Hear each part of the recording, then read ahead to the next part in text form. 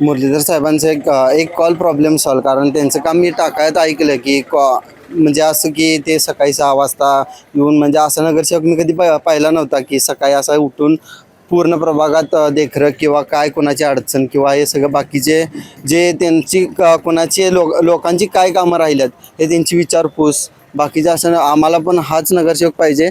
आमची हीच इच्छा.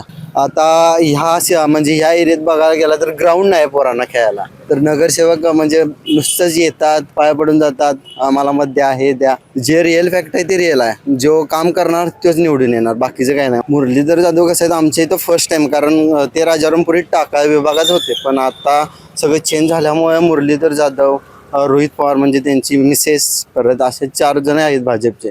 तर आम्ही जास्त जे चांगलं काम करेल त्यांना आम्ही सपोर्ट करणार. सध्या बघायला गेलं तर माझ्या माहितीनुसार तर कुटुंब चांगलं आहे आणि बाकीचा विचार केला तर त्यांची कामं पण चांगली आहेत आणि त्यांचं नाव पण प्रभागात भारी आहे. त्यामुळं आम्हाला पण इच्छा आहे की त्यांनी यावं इथं.